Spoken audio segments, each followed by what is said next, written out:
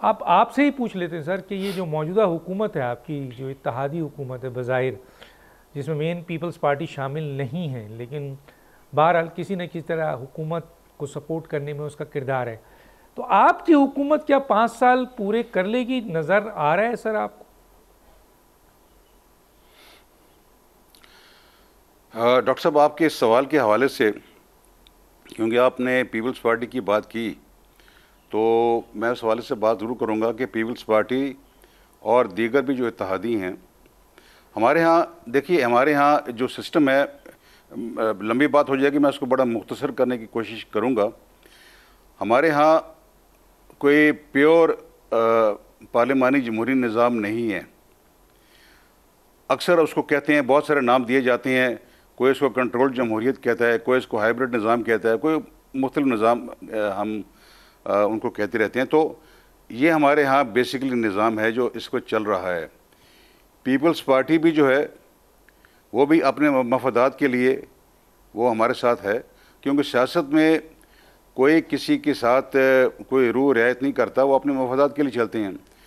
Peoples party کو اگر دوسری طرف سے کوئی بہتر آفر ہوتی تو یقیناً وہ آج آپ کو اس طرف نظر آتے، کیونکہ ان کو بہتر آفر نہیں تھی۔ اور اس سے بڑھ کر یہ ہے کہ پیپلز پارٹی بھی اب اسٹیبلشمنٹ کے ساتھ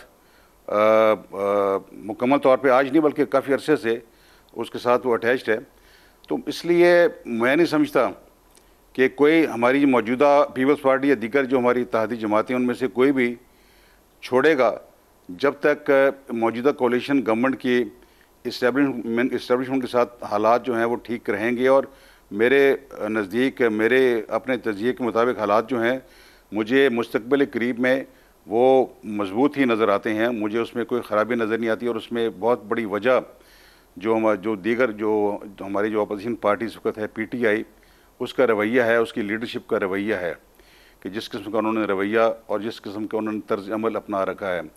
لہٰذا مجھے ایز آف ٹوڈے جس وقت ہم یہاں بیٹھے ہوئے ہیں، مجھے کوئی ایسا مجھے وجہ نظر نہیں آتی جس کی وجہ سے موجودہ حکومت کے اور اسٹیبلشمنٹ کے تعلقات آپس میں خراب ہوں۔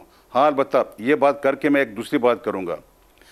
جس قسم کی ہمارے ہاں اس وقت دوسرے سارے اداروں میں ایک ہائٹنڈ، بلکہ شاید ہائٹنڈ بھی لفظ مائلڈ ہو، اس سے بھی زیادہ لفظ اگر کوئی اسٹرانگ ہو تو میں وہ بھی استعمال کر سکتا ہوں۔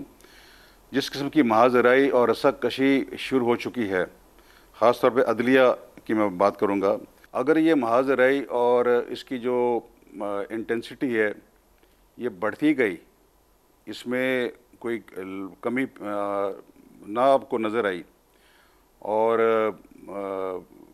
جس طرح دو ادارے جو ہیں اسٹیبلشمنٹ اور عدلیہ، یہ آپس میں ایک بڑی شدید کشمکش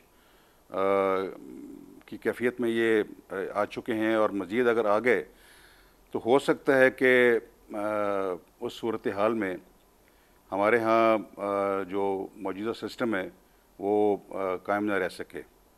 تو یہی مجھے ایک وجہ نظر آتی ہے، ورنہ میرے خیال میں یہ حکومت اپنا ٹرم پورے کرنے جا رہی ہے، کوئی ایسے حالات نہیں ہے۔ سبسکرائب کریں اور بیل دبائیں تاکہ کوئی خبر رہ نہ جائے۔